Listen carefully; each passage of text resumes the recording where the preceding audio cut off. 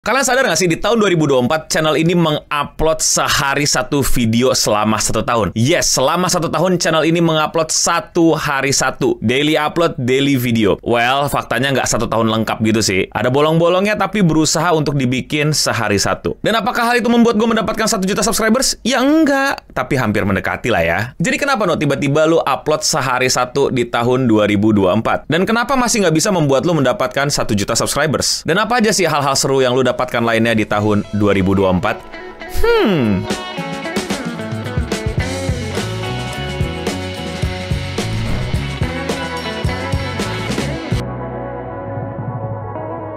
Buat kalian yang terlalu chronically online dan selalu ngikutin channel ini, pasti kalian tahu di setiap akhir tahun biasanya gue bikin ramalan tentang dunia sosial media atau recap hidup gue selama 1 tahun. Yang fungsi utamanya adalah membuat kayak diary, gimana caranya gue bisa mengingat diri gue di tahun lalu ngapain aja dan dapetin apa aja, dan mungkin juga bisa menginspirasi kalian. Bahkan ada beberapa dari kalian itu ikutan nulis di kolom komentar di bawah, apa aja sih hal-hal yang udah lo lakuin di 1 tahun ini dan apa koreksinya, apa yang bagusnya, apa yang pengen lo evaluasi dan lain-lain. Yang video ramalan juga bagaimana tentang konten prank bakal naik, terus sekarang live streaming dan lain-lain, itu juga sering gue bikin untuk ya buat buat diri gue sendiri tentu saja, tapi juga buat informasi ke kalian. Tapi sadar nggak kalian kalau perlahan dua-duanya itu udah mulai gue tinggalin? Gue akan kasih tau kenapa nanti di video, tapi sekarang pembahasan utamanya adalah upload tiap hari. Kenapa lo upload tiap hari? Jawabannya adalah ya karena gue bisa dan karena gue mau coba. Konteks, kalau kalian suka nanyain apa sih faktor terbesar yang membuat Eno Bening itu nggak bisa dapat 1 juta subscribers, itu sebenarnya jenis kontennya bener, yang dimana jenis kontennya itu kurang menarik untuk ditonton lebih banyak orang. Tapi faktor utamanya adalah gue nggak punya waktu, gue nggak punya energi, dan gue nggak punya resource untuk ngurusin sosial media gue sendiri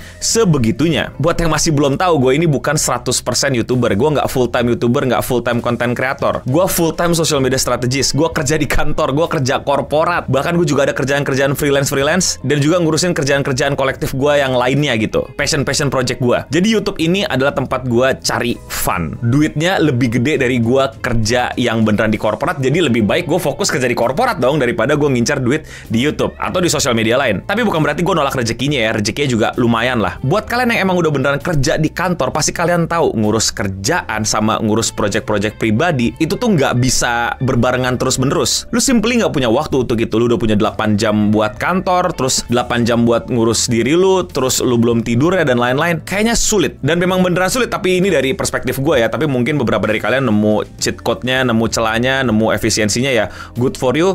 Tapi ya kalau kalian sadar, Eno Bening itu, terutama di channel Eno Beningnya itu nggak pernah ngupload serutin ini. Channel Eno Bening itu dulunya adalah channel yang mengupload apa yang pengen dia upload, channel yang kebetulan bisa dia-upload, atau kebetulan juga ada kolaboratornya biar bisa bantuin gua upload, ngedit, dan lain-lain. Gua nggak bisa 100% ngurusin sosial media gue sendiri karena gue ngurusin sosial media orang lain, korporat, klien-klien gue yang lain, dan lain-lain. Sampai akhirnya di tahun 2023, gue resign dari kantor terakhir gue, yaitu Skor Mahaka, dan gue memutuskan untuk coba nggak kerja korporat dulu. Bukan karena karir YouTube gue lagi bagus ya, tapi kayak nggak tahu kenapa gue sadar gue bentar lagi 40 dan gue pengen nyoba punya lebih banyak waktu. Ngerti gak sih? Pengen nyoba bikin apa yang selama ini mungkin kehalang sama waktu dan energi dan lain-lain. Ya you know lah basic tentang orang yang mulai kerasa umurnya makin nambah tapi kok hidupnya bukan gitu-gitu aja ya, tapi lebih ke aman. Nah gitu, kayak enak nih gitu, lancar nih. Kebetulan punya resource-nya, kebetulan punya modalnya, kebetulan punya pengetahuannya, kenapa nggak coba untuk sedikit ngelebihin kuota di passion project, termasuk sosial media gue sendiri. Gue sangat mengerti lah bocil-bocil yang ledekin kenapa belum 1 juta, kenapa belum 1 juta. Ya memang itu adalah hal yang paling bisa lu ledekin kan dari orang lain. Jawabannya karena gue gagal membuat channel ini menjadi 1 juta. Dan ya salah gue. Dan akhirnya di tahun 2023 itu, di pertengahan tahun, gue pelan-pelan mulai ngenyusun semacam strategi gimana caranya channel ini berkembang. Yang dimana gue bener-bener udah sebel sama format meme yang dimana komunitinya sekarang makin kayak tae. Gue pengen coba sedikit lebih memberikan energi dan waktu gue untuk channel ini. Tapi gimana ya? Nah ini buat belajar bareng ya, sebagaimana gue sosial media strategis, bagaimana gue menganalisa. Pertama adalah gue mesti nge-rebrand. Gue mesti mengganti identitas Eno Bening di sini menjadi yang jauh lebih tepat untuk bisa gue lakukan terus-menerus dan tidak lagi terlalu menggaung ke penonton-penonton lama dan berharap konten-konten lamanya hadir. Seperti konten satir gue, sarkasme gue mesti gue tinggalin. Forest Burner adalah jasa spesialis pembakar hutan untuk membuka lahan. Tentu saja the classic Rabu Dota. Selamat hari Rabu dan selamat datang di Rabu Dota. Lalu konten review meme. Hai Singham, gue Eno Bening dan selamat datang kembali di Meme Indonesia, di mana saya akan mereview meme buatan dari kalian dan akan memberikan sedikit informasi edukasi serta penjelasan terhadap meme itu. Gue mau rebrand, gue mau coba bikin konten yang bisa gue bikin tiap hari. Dan gue ingat banget pemicunya adalah ada beberapa konten TikTok itu yang sotoy banget. Sumpah gue sebel banget sotoy sama isu-isu di dunia konten kreator luar kayak PewDiePie, MrBeast, Logan Paul dan lain-lain. Kayak researchnya kurang lebih dalam gitu. Gue juga research gak dalam-dalam amat, cuman karena itu mungkin tontonan gue tiap hari, jadi gue paham gitu ekosistem dunia konten kreator gimana, streamer gimana. Dari situ gue ketemu pemicunya gitu. Aha, daripada gue capek-capek ngejelasin orang tentang algoritma, tentang bagaimana sosial media bekerja, tentang sosial media itu bukan cuma FVP, jam upload kapan, followers banyak, penonton banyak, reach banyak gitu. Capek juga mereka nggak mau dengerin, nggak ada manfaatnya, mending yang mau dengerin bayar. Gue bikinlah konten-konten ringan ngebahas tentang dunia konten kreator luar. Bahkan sekarang udah ke tahap ke apapun yang terjadi di luar radar Indonesia. Dan dari situ gue belajar bahwa itu lebih baik daripada gue ngebahas yang terlalu Indonesia. Bukan berarti gue nggak pernah bahas, tapi gue menghindari bahasannya karena you know why. Dan dari situ gue juga mulai ngebahas tentang dunia peranimean yang dimana emang selama ini gue juga nonton anime, baca manga, dan suka banget sama hal-hal Jepangan. Jadi ya sharing-sharing juga di channel ini. Dan dari kombinasi itulah hadir 2 playlist yang mungkin kalian udah sering dengar intronya di mana-mana, yaitu ini dan ini.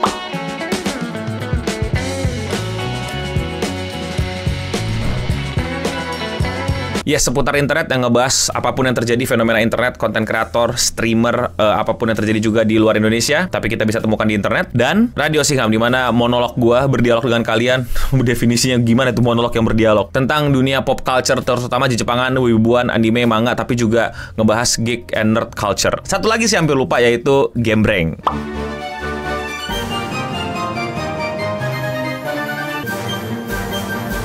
Yang dimana gue sadar di sini adalah ilmu yang gue pelajarin bahwa penonton gue itu lebih suka gue ngebahas game daripada gue main gamenya untuk ditonton secara konten. Jadi Gembreng yang dulunya adalah bukan gaming, konten-konten gue main game dan jadi highlight, dijadiin pembahasan dunia gamenya di playlist Gembreng. Dengan formula seperti itu, gue encourage diri gue untuk terus mengupload sehari satu walaupun banyak miss. Dan sebenarnya nggak dimulai dari awal 2024, mulai Maret kalau nggak salah gue mulai rajin upload. Sebelum-sebelumnya uploadnya 1, 2, atau 3 per minggu. Dan thank you buat editor-editor gue kayak Raymond dan Hasan yang ngebantuin proses ambisius gue untuk upload sehari satu. Kita hampir mendekati 1 juta subscriber dan ternyata banyak orang yang suka sama konten ini. Jadi thank you buat kalian yang mengikuti ambisius gue untuk memberikan energi lebih terhadap channel ini dan berupaya untuk sebenarnya nggak berupaya gitu. Gue nggak mau kayak nyeting, oke, gue pengen targetnya 1 juta subscribers. Karena kalau gue udah setting target kayak gitu, nanti pas udah 1 juta, ini psikologi gue ya, gue nggak ngomongin kalian, ini psikologi gue. Oh udah 1 juta, oh ya udah gitu. Kayak nanti jadi kayak oh ya udah lemes lah, nggak usah grinding lagi, nggak usah coba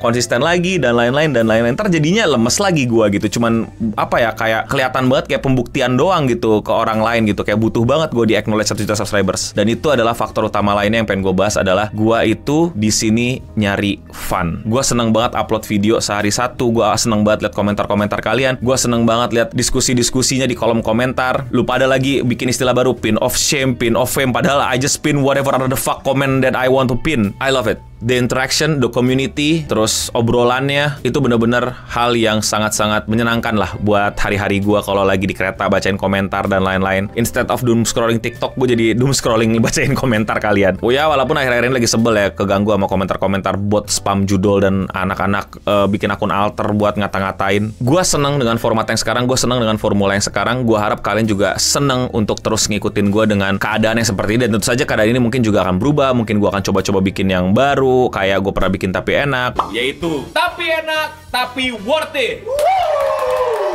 tapi belum jalan lagi. Dan mungkin ada beberapa hal lagi yang mungkin akan gue upload ke channel ini. Nah justru karena soal fun ini, kalau kalian sadar, gue pengen upload lebih banyak lagi yang hal yang gak terlalu ngikutin formula gitu. Yang gue pengen upload aja. Gue pernah upload juga kayak highlight gimana gue ikutin acara Medieval Renaissance Festival gitu di Indonesia. Adventurer, saya terjebak di isekai medieval ini dan saya diberikan viewsnya dikit banget dibandingkan performa video-video lain gitu ya. Lo lihat nih, itu viewsnya dikit banget. Dan gue gak peduli.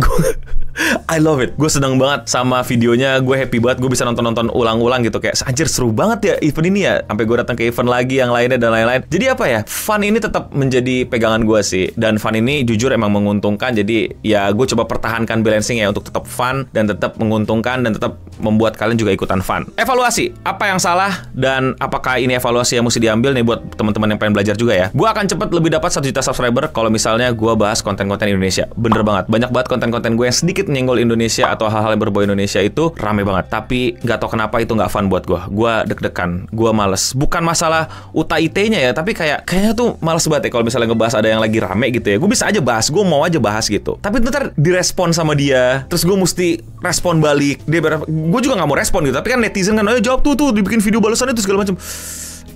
TikTok nih, izin Stitch. Gak tau kenapa gak menyenangkan buat gue sampai sekarang. Gue gak tau kenapa. Ada yang seru, misalnya kayak cuman bercanda-bercandaan mas seru, gue ikutin gitu. Tapi yang lu ngerti lah maksud gue, yang kayak bales-balesan video drama itu gue pengen buat hindarin sebenarnya. Kedua, title dan thumbnail ngaruh banget. Dulu gue masih coba-coba bikin thumbnail, ini thumbnail lama gue dan kurang efisien. Dan ini adalah thumbnail yang berhasil sekarang gue bikin. Thank you buat admin Asura yang udah ngedesain thumbnailnya. Dan itu mungkin akan gue coba ubah-ubah karena nggak tahu nih, menurut kalian gimana? Apakah kalian nyaman dengan thumbnail yang ini? Apa 1 tahun ke depan kalian bakal ngeklik yang modelnya kayak gini atau enggak? Nah itu gue butuh komentar kalian di kolom komentar di bawah sih. Apakah coba ganti, coba bikin lebih fresh dan lain-lain, akan gue lakuin. Mampus lu kerjaan lagi Bill. Tapi sekarang kan lebih banyak live stream gitu. Live stream yang lebih berkembang dan lain-lain. Nah ini bener, ini nggak salah. Tapi akan gue coba jawab perlahan-lahan ya. Pertama, subscribers. Kalau tujuan lu cuman pengen dapetin subscribers, gue itu lebih banyak dapat subscribers itu sebenarnya dari video-video short. Dan banyak banget konten kreator YouTube yang video shortnya itu meledak banyak dan ya bisa cepat dapat 1 juta subscribers. Jadi kalau target utama lu sebagai konten kreator terutama di YouTube pengen dapetin subscribers, incer short. Live streaming adalah format video di YouTube yang paling sedikit memberikan gua subscribers. Live streaming itu konsepnya sangat-sangat nggak cocok buat mendapatkan subscribers. Live streaming itu cocoknya buat orang yang udah subscribe lu gitu dan pengen nonton lebih dari sekedar video VOD lu, dan tentu saja dapetin Saweria, membership dan lain-lain yang emang oke lah. Tapi kalau tujuan lu dapetin subscribers, dapetin penonton banyak dari live stream, keliru menurut gua. Short adalah angkanya. Short atau konten-konten pendek itu adalah yang bagaimana akan mesin berikan hadiah traffic buat lo. Tapi ada kok yang mau sukses segala macam. Iya, lu lupa mereka yang sukses itu shortnya nyebar kemana-mana di berbagai macam sosial media, nggak cuma YouTube, TikTok, Twitter, Instagram dan lain-lain, bahkan disebar via WA juga kalau kocak. So short adalah cara untuk lu mendapatkan angka. Terus ngapain lu live stream Ya have fun. Live stream is super fun. Gue main game, gue ngobrol, dan ini juga evaluasi buat gue. Kalau lu mau dapetin penonton lebih banyak, Saweria lebih banyak, jangan main game, ngobrol, karena emang itu adalah keahlian gue untuk ngobrol dan hal yang bikin gue senang ngobrol. Kalau main game viewersnya turun, ya nggak masalah.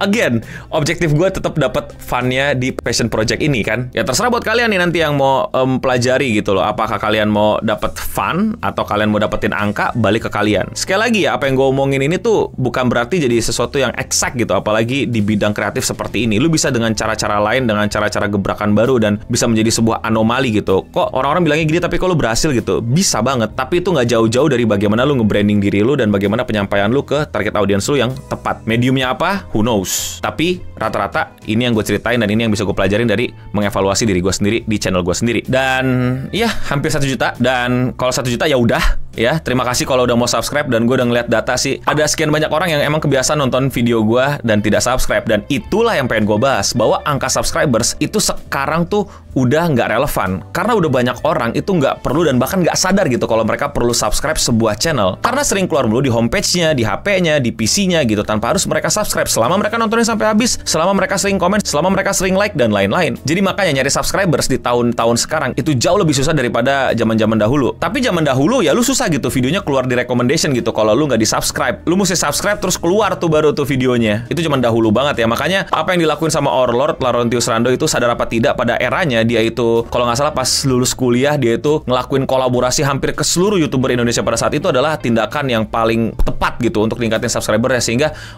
orang ini tahu gitu, di channelnya ini ada si Rando, di channelnya ini ada si Rando, di Arab ada Rando, di channelnya Edozel ada Rando, dia tahu Rando, akhirnya Rando di subscribe. Zaman dahulu nggak ada orang tahu-tahu dapetin konten di homepage atau nge-scroll doang, mesti by kolaborasi gitu. Sekarang buat gua kolaborasi kurang cocok, maksudnya bukan berarti nggak cocok ya. Kalau misalnya live streaming mungkin vibe-nya masih kayak yang Rando gitu. Kalau sekarang tuh VOD ya, yang tayang klik di YouTube, kolaborasi tuh udah musik gitu ya, atau emang skit gitu. Kalau yang daily vlog itu kurang sih ya, nggak seberdampak dulu gitu. Sistemnya udah nggak ngebuat lo jadi jadi di-encourage untuk nonton Rando abis nonton vlognya kolaborasi Rando di Edozel misalnya gitu. Itu di YouTube VOD. Kalau di Reels, di TikTok lain cerita. Itu bisa cukup signifikan karena enak gitu langsung keluar di feeds. Tapi bukan berarti gue menutup pintu buat kolaborasi ya. Toh gue kolaborasi di banyak tempat. Dan ini poinnya, kalau lu mau kolaborasi masuk ke podcast.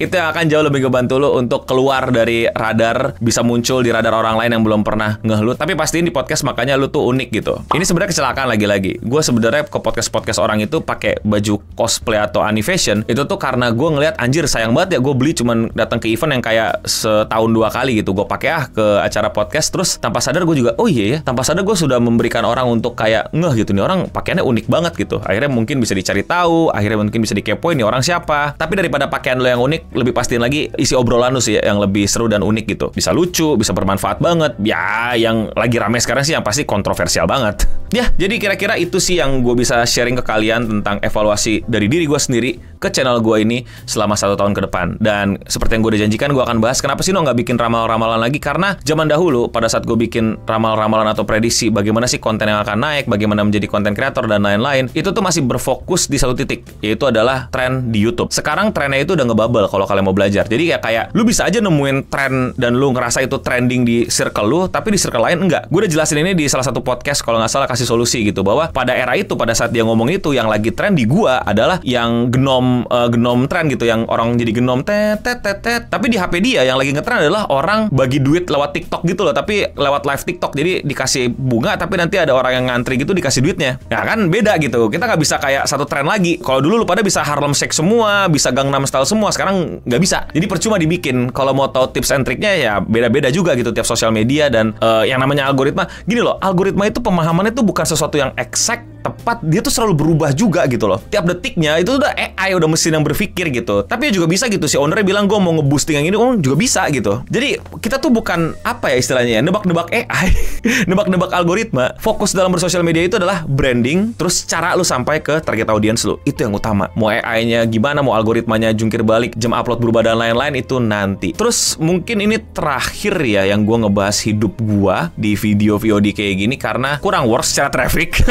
Lihat di trafficnya bandingin sama video gue ngebahas Blue Lock. Enggak sih, bukan traffic. Alasan utamanya adalah somehow gue ngerasa makin kesini makin banyak orang yang kenal gue. Fair enough, traffic gue nambah. Gue nggak terlalu suka berbagi privacy lagi. Maksudnya some of my privacy itu pengen gue jaga, pengen gue nggak mau terlalu sharing. Gue suka sharing tapi gue nggak mau oversharing. Lu ngerti kan maksud gue gitu? Di dunia yang banyak generasi mudanya itu apa-apa oversharing dan lain-lain, gue pengen sedikit menikmati the luxury of having my own privacy dan gak terlalu di-sharing karena you guys are strangers. Ya maksudnya lu kenal gue tapi kan gue gak tahu lu gitu. Jadi strangers gitu. Gue mungkin bukan strangers di hidup lo, tapi lu adalah strangers di hidup gue. Itu kenyataannya. Kalau lu tersinggung ya silahkan, tapi that's a fact. Tapi bukan berarti gue khawatir sama kalian, bukan berarti gue tertuju pada lu, kekhawatiran segala macam. Cuman kayak gak tahu, mau sedikit mengurangi aja. Dan mungkin akan gue bisa lebih bahas di hal-hal yang lebih intens, lebih intim di live streaming misalnya daripada di VOD kayak gini. Jadi mungkin ke depannya kalian akan melihat di akhir tahun itu gue evaluasi channel aja. Kalau semangat api membara gue di passion project ini masih terus ya untuk ngegedein channel ini dan passion project lainnya tentu saja. Tapi bukan berarti gak ada informasi yang bisa gue share di 2025. Lu bisa dapetin apa dari channel ini atau bahkan di passion project gue yang lain. Di 2005 gue masih berusaha untuk upload sehari satu. Gue belum ada gambaran ya, belum ada kayak persiapan mau bikin apa, tapi pastiin aja kalian bisa dapetin daily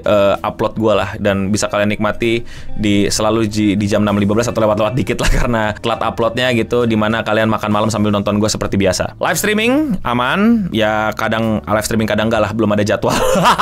Karena again bukan berarti gue udah nggak lagi kerja korporat, gue bukan berarti tidak menerima sama sekali opportunity untuk bekerja di korporat. Siapa tahu jabatannya seru, siapa tahu projectnya seru, atau ya mungkin gue juga nambah klien gue di freelance dan lain-lain. Jadi jadwal live streaming masih belum tentu, tapi ya malam atau sore atau pagi kadang-kadang live, makanya nyalain notifikasinya aja. Itu hal yang biasa. Tapi hal yang luar biasa adalah di 2025 gue mau mencoba sesuatu di Q pertamanya. Gue mau bikin event-event kecil. Gue mau bikin kayak pop-up gitu loh, event-event sederhana numpang di cafe orang untuk ngajak kumpul kalian untuk bikin event-event kayak main bareng, turnamen balatro, karaoke, atau banyaklah hal yang pengen gue coba nih. Dan itu semoga semesta mendukung. Januari udah ada pengumumannya, follow aja Instagram gue. Dan pelan-pelan di 2025, pelan-pelan gue mau mulai menulis lagi untuk buku kedua gue. Oh ya, terima kasih, buku pertama gue sukses besar di tahun 2024. Thank you semua yang udah support, thank you para penerbit yang udah membantu, dan teman-teman penulis lainnya yang udah ngebantuin nulis buku ini. Dan gue butuh ide kalian nih